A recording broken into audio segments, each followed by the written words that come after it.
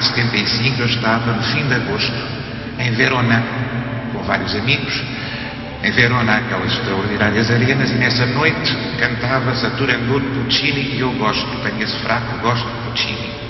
E fomos comprar bilhetes, éramos jovens, os mais baratos, portanto aqueles que não têm lugar marcado, e lá entramos às 6 da tarde para aquilo que só se começava a cantar quando a noite caísse. E eram 30 mil, 40 mil pessoas, 50 mil pessoas, para ter lugares melhorzinhos, naquela, na geral, estávamos muito tempo à espera. E quando finalmente o sol caiu e a noite chegou e as pessoas mais ricas começaram a chegar para os lugares marcados na plateia, a senhora ao meu lado e depois 30 mil pessoas, 40 mil pessoas, 50 mil pessoas acenderam pequeninas velinhas daquelas da feiras, as velinhas de bolo de aniversário, branquinhas, todas. Era o princípio da noite.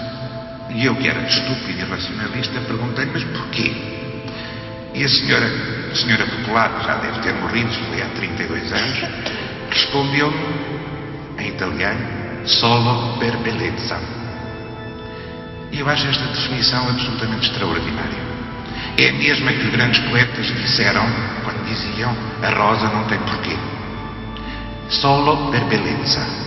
E eram 60 mil pessoas que solo per bellezza faziam o mesmo gesto.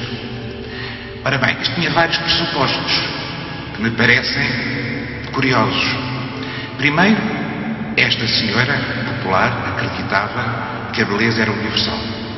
Naquele círculo gigantesco de 30, 40 mil pessoas, todas as pessoas, no mesmo momento, achavam que a beleza era aquela, era o acender da vela. E breve, porque mal a vela, que era pequenina, se apagava, a beleza ficava na memória. E eu já não me lembro daquela Turandot.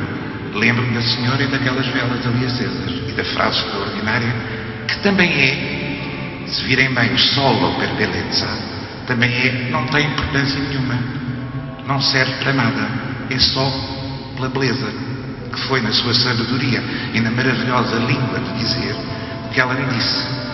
Porque o que ela me disse é que aquele gesto, premeditado, pensado por tantas pessoas, era um gesto sem qualquer utilidade prática, sem finalidade. Não servia para nada e, no entanto, era sentido como necessário por todas aquelas pessoas. E a beleza para elas podia existir numa comunidade. O facto de serem arenas e de serem círculo, naquele momento parecia que era o mundo inteiro. Todo o mundo queria que a beleza acendesse e apagasse com a brevidade de um fósforo. Isto é a primeira história. Aquilo que me parece que é o trabalho de quem escreve a propósito destas coisas, de quem fala, ou de quem teima ainda em criar obras quando já não são necessárias mais obras, é que, e se calhar em tempos de Pentecostes isto faz algum sentido, há poucos que conseguem em alguma coisa ir transformando. Há aquele 14 de julho de 1917, em Hammamet, em que Klee, Maca e um outro pintor pintam aguarelas. São 3 homens que pintam aguarelas no norte da África. Durante uma tarde, com certeza. E aquelas pequenas aguarelas mudaram o mundo. Agora são consideradas extraordinárias e a nossa percepção do mundo mudou com elas e a pintura. Mas foram só 3 homens, sozinhos, que estavam ali, amigos. Um deles morreu logo a seguir na guerra, o outro ficou mais famoso, que foi o Klee, o outro desapareceu, era um amigo francês. 3 amigos que estavam no norte de Marrocos, longe de casa, pintando durante uma tarde a luz intensa daquilo, e que conseguiram, com santas mãos, ver mais do que aquilo que se via. E dessa tarde em Hammamet nós ainda vivemos a nossa experiência, também prática, porque também isso se dissolveu no turismo, na nossa capacidade de férias, no lazer, na decoração das nossas casas. Tudo isso entrou e se transformou também nas nossas ideias de pequeno paraíso. Porque aquilo que os artistas nos oferecem sempre, nesta hesitação permanente entre o belo como norma, o belo como aproximação do justo e do bem, ou o belo como ser negado permanentemente pela verdade, destruído pela verdade, ou, segundo a Rosa Ramalho, transformado numa santa verdade, uma verdade mais verdadeira do que a verdade, é aquilo que é o trabalho missionário militante de quem quer permanentemente encontrar as novas formas. Estes homens e estes anjos, se não tivessem caridade,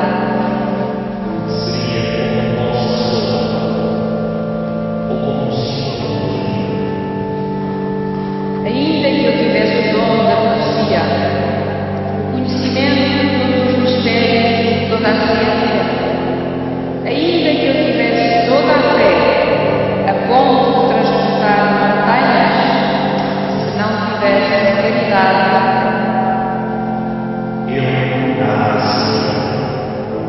quando eu me sentei aqui, quando olhei à roda, pensei que era um estranho paradoxo. Ou seja, íamos aqui falar sobre o belo num sítio cuja presença nos impõe imediatamente esse conceito de beleza.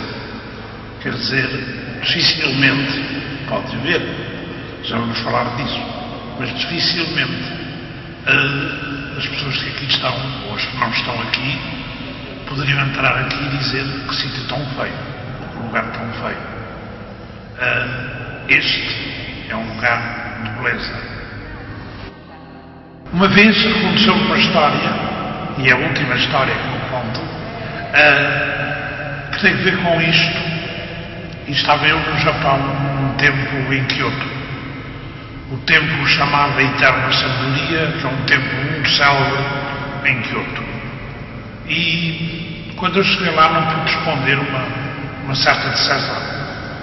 O templo pareceu-me bastante banal, bastante igual a muitos outros que eu já tinha visto. Não era que fosse feio, mas nada se me impôs ali imediatamente. Havia em frente o jardim do Eterno, chamava-se o Jardim do Eterno Nada, com dois pequenos montinhos de madeira. Havia ali qualquer coisa muito forte, mas não correspondia à minha expectativa. E a certa altura havia lá um livrinho daqueles livrinhos de guias para turista, e o livrinho, eu comecei a ler o livro e comecei a perceber mais alguma coisa do que estava ali representado ou não representado. Comecei a entrar, a perceber alguma coisa e começou-me a fazer um sentido para mim, comecei a me entusiasmar com o que estava a ver e pouco a pouco, portanto, a aderir ao templo e a descobrir cada vez mais coisas no templo. E estava sentado num canto um monge budista que estava sentado no chão do templo, atenção, e esteve ali, e quando olhava para mim, eu estava acompanhado, fazia comentários, estava, enfim, visivelmente entusiasmado, e ele a certa altura perguntou-me, mas passado um tempo, então está a gostar, em inglês? E eu disse que estou, contei, olha, ao princípio, quando cheguei aqui, tive uma decepção, não percebi bem isto, mas agora, com o tempo e com este livro, com estas explicações, agora estou a começar a perceber e estou a gostar imenso. E ele olhou-me, nunca mais me esqueci desse olhar, sem ironia nenhuma, nem sarcasmo, nem clareza enorme, e disse-me: está aqui há uma hora, ou lá o tempo que eu estava, e está a perceber. Pois olha, eu venho aqui todos os dias há 20 anos, passo aqui todo dia, e cada dia percebo menos. E de repente eu sento-me esmagado, que é isto. A beleza é aquilo que cada vez se percebe menos, e não aquilo que se percebe mais.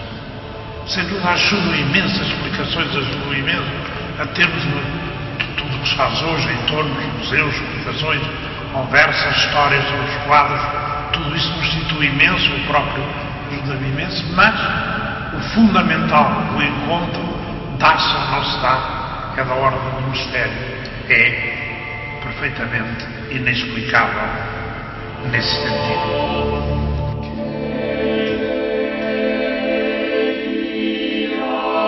Essas duas palavras são convencer e atrair. Convencer é o objetivo da palavra, da inteligência racional, da força combativa leva à convicção. Atrair é, inevitavelmente, o efeito da beleza. A palavra convence, a beleza atrai. Na missão da Igreja, os dois verbos têm o seu lugar. Mas sempre que a Igreja privilegia ou se limita a tentar convencer, perde parte da sua vigilância e da sua capacidade de trazer as pessoas ao mistério. A beleza é sempre um raio de luz que toca no coração dos homens e que nos atrai. A beleza é mover-se sempre, mesmo que não se saiba, uma experiência de eternidade, uma experiência de divino. Muito obrigado a todos por terem participado nestas nossas sessões. Muito obrigado aos artistas, aos músicos que nos acompanharam, ajudando a criar uma experiência completa de beleza. Obrigado aos intervenientes desta noite, que foram realmente mãos santas com corações de santos. Muito obrigado.